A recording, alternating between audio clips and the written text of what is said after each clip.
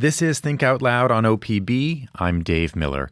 As irrigation season begins, farmers and ranchers will have to reckon with historic low snowpack and recent record high temperatures. It could lead to serious water challenges this summer and fall. We're going to get a few perspectives on this right now. Jeremy McCulloch is a rancher in Wallowa County. He is at Rocking M Cattle Company. Gordon Jones is a Prineville-based agronomist with Oregon State University's Extension Service. They both join me now. It's great to have both of you on Think Out Loud. Thanks for having me. Thanks, Dave. Jeremy, first, can you give us a sense for your operation in Wallowa? Yeah, we actually are a registered cattle breeder. We raise registered Texas Longhorns, one of the largest breeders in the west of that breed. And we grow our own hay as well, obviously manage pastures. And we're pretty self-contained, so we've done some large water projects and run both irrigated and dry farming ground with a pretty diverse herd, but most of our business goes back to direct-to-consumer beef sales and registered cattle sales. So unlike a cow-calf operation we've talked about in the past, a big part of your business is raising bulls, say, so that other folks can buy them for their own breeding? That's one of our markets. Yeah, we sell usually about 50 to 60% of our bull crop to other breeders, and then we sell females at all times as well, bred heifers, occasionally bred cows, and then we process any bulls that don't make the cut in our own in-house beef program. So most of our business is private treaty versus your public markets. And then we also, like I say, retail beef, USDA inspected direct to consumers regionally with some wholesale agreements as well. How much do you rely on snowpack, on snow melt? It depends. It's really relative. So our main ranch in the valley is fortunate to have about 50% of it's got irrigation rights. And we have a new pivot system. We worked with the Oregon Water Resources Department and NRCS to install that with a local contractor. And that's a game changer from an efficiency and a growth standpoint. In terms of our dry pastures, though, we're incredibly dependent on the snowpack. And more important even than the snowpack is the residual precipitation we get throughout the winter and into the early spring, which this year, like you mentioned, has been pretty warm. And so that's where one of our biggest concerns lies right now, but it ties hand in hand with the snowpack. The snowpack directly, it really goes down to the irrigation ditches, if you will, ditches and ditch companies, and when and if they're going to have to restrict and or shut off water. We're a little fortunate to have a pretty efficient system in now, but when those other pastures dry up related to the weather we're having, we have to go back to that lower ground, and if the water's then shut off, it becomes an exponential problem. And there's many producers in this part of the world that operate similarly. They like to be out on dry range in the summer.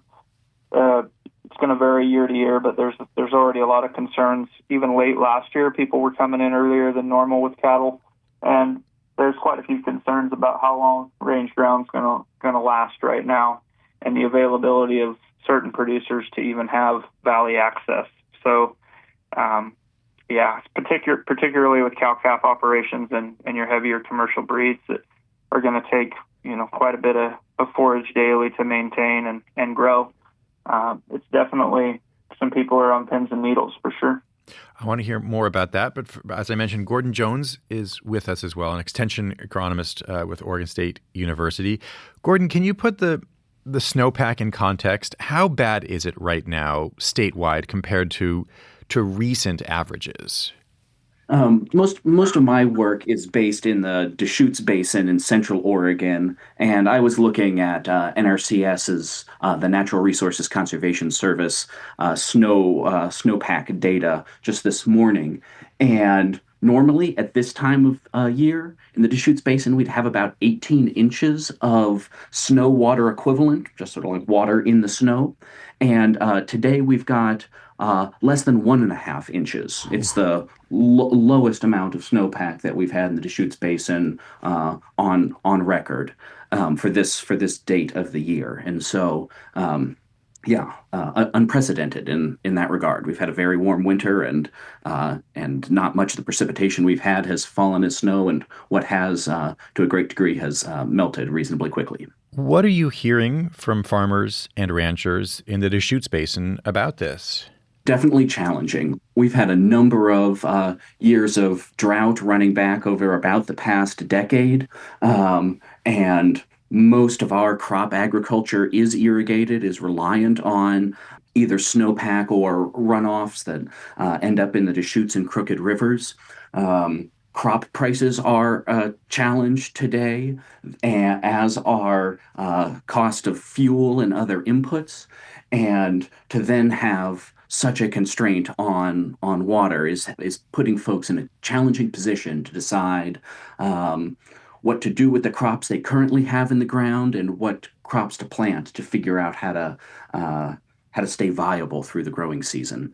Right, Jeremy, I'm glad Gordon brought that up because just in the last couple of weeks, we've had conversations with other farmers about the increase in fuel costs. Obviously, it's something that everybody in all of society is dealing with, but farmers and ranchers can often be very dependent on diesel and other fuel just for their operations. All that is in addition to price increases for fertilizer or other inputs. What happens when you combine all of these? Well, it makes you really have to. There's a reason why beef is at an all-time high in correlation to this in particular, and animal protein's not cheap to produce in any way, shape, or form, and so that's going to correlate, perhaps drag a little behind, but be sustained at probably a higher level than the average consumer has used to been paying historically. So that's number one, as prices go up, whether it's market demand or internally. For our beef that we sell retail and our wholesale contracts, we've gone from like biannual adjustments on pricing. We've had to shift those to a hard quarterly adjustment just to make sure we're keeping up with butcher inputs and then our transport back and forth for fuel in particular. Really, this summer is when we'll have a better idea in terms of the fuel problem, because we burn the most diesel when we're putting up hay and traveling, delivering cattle in the summer, things like that. Hopefully, this fuel situation, international issue, has some type of ceiling from a pricing standpoint. Hopefully, we'll realize that and then start to move back down. Whether that's optimistic or not, I think a lot of people are holding off on bulk purchases as long as they can, because the bulk discount, is pretty substantial if you start getting several thousand gallons of fuel. But yeah, even the farm diesel, which the dyed diesel you can burn in equipment, is substantially higher than any of us are used to paying. So you really just have to weigh all your inputs. You've got to look at the cost of fertilizing a field, particularly your nitrogen-based, fields that are going to be your grasses and other crops. You've got to make sure if you don't have water, that you're not going to burn it up with the lack of precipitation, and that you're working with an agronomist like Gordon to make sure that you're doing the right things. And on fields like alfalfa, where you have more, obviously, potassium and boron, phosphorus inputs, perhaps sulfur, depending on the soil type, you're going to be looking at the cost coefficient of where that really break even is. And I know some people have gone from an every year to an every other year model, and some people just can't fertilize, particularly the legume crops. So it's just weighing out what makes sense, and it'll also probably lead to people unloading more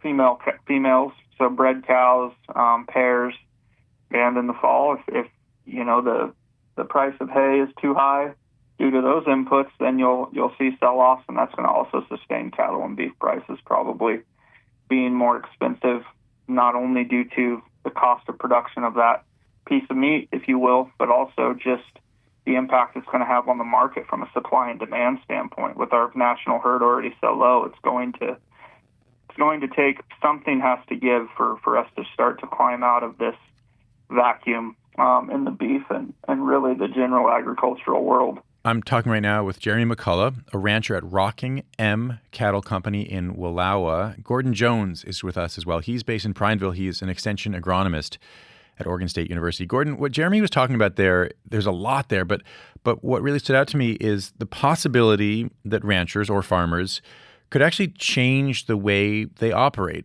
but change what they're applying to crops, maybe even change what they're growing or the size of their herds if they're ranchers. What kinds of changes in operations are you hearing about right now? It is a difficult calculus to make to try to understand what best should be done with a piece of ground and with the water that is available and scarce. We're certainly seeing folks thinking through this season for those farmers who are producing our like perennial hay crops, grass and alfalfa, making plans to reduce the number of cuttings that they would take. Farmers will harvest somewhere between two, commonly three, sometimes four cuttings of hay through the growing season. But as water gets scarce, they'll probably ramp that down, and that'll result in reduced yields.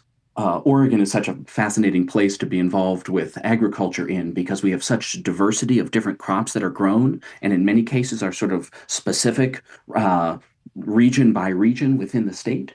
And so, as I look to my north in Jefferson County, farmers there produce a range of sort of higher value specialty crops, some in Crook County here as well, things like carrot seed and bluegrass seed. And those tend to be higher value crops in terms of potential income and also a little bit lower on water use. And so over recent years, we've seen a real reduction in some of the other crops that grass, hay, and alfalfa, some of the small grains like wheat, and a shift in focus towards those higher dollar specialty crops that require somewhat less water to produce. And folks, I think, are looking every day for what that next crop might be that would have meaningful economic returns and fit into the water constraints that we're seeing today and expect to see in future seasons to come. Jeremy, are you thinking about a major shift? Are you contemplating a major shift in how you and your family run the ranch? Well, we did that about 20 years ago when we decided to raise a specialty breed of cattle, quite frankly. So in terms of crop production, we're very limited in Wallowa County with the growing season as to what's actually viable. You're pretty much limited to your grain crops if you're going to be in that industry. We're not, and we haven't really seriously entertained entering into that world with being, still a cow-calf. And I should say we do have a herd of commercial cattle as well that we run alongside our registered herd. So we are involved in that market as well. We have, alfalfa and orchard grass blends for the most part in this county. You're going to have other Timothy producers and things like that are in a few specialty markets, obviously with international markets that ebbs and flows some. But for the most part, you're going to be grasses, grains, and then alfalfa, a little bit of targeted clover production. And then, there's some growing interest in things like flax and some other crops that, are certainly some of the grain country is going that direction a little bit. But for the most part, yeah, it's not really a way to change the crops in our situation. One thing we would consider if inputs got too heavy to produce the hay, you have to weigh the hay market, and then you consider utilizing those fields longer term for a heavier, denser grass. That's really the main shift you could see there on irrigated ground. But we're still quite a ways from that break even being cheaper to buy hay than to produce at least the maximum we can. But if you have to keep your cattle numbers at a certain point, at some point you have to weigh that input as well. So I hope that answers your question. But people in Union County and certainly down in Malheur County, other parts of Eastern Oregon, we're going to have a much broader growing season than we are here in Wallowa County with the temperatures. So they would probably be more likely to be able to experiment versus producers here. Jeremy and Gordon, thanks very much. Thank you. My pleasure. Thank you. Jeremy McCulloch and Gordon Jones. Jeremy is a rancher at Rocking M Cattle Company in Wallowa. Gordon Jones is an extension agronomist at Oregon State University. He's based in Prineville. Tomorrow on the show, after the death of a patient at the Oregon State Hospital in Salem a year ago, a nurse filed a formal complaint. She was demoted soon after, along with 2 other whistleblowers. Meanwhile, the hospital has been out of compliance with federal standards in recent years. We'll hear more from one of the whistleblowers and a reporter who's been covering this story. Our production staff includes Malia Fass, Rolly Hernandez, Gemma DiCarlo, senior producer Allison Frost, and managing producer Shiraz Sadiq. Nalene Silva and Layla Isbell engineer the show from the Gert Boyle studio. Our technical director is Stephen Cray, and our executive producer is Sage Van Wing. Thanks so much for tuning in to Think Out Loud on OPB and KLCC. I'm Dave Miller. We'll be back tomorrow.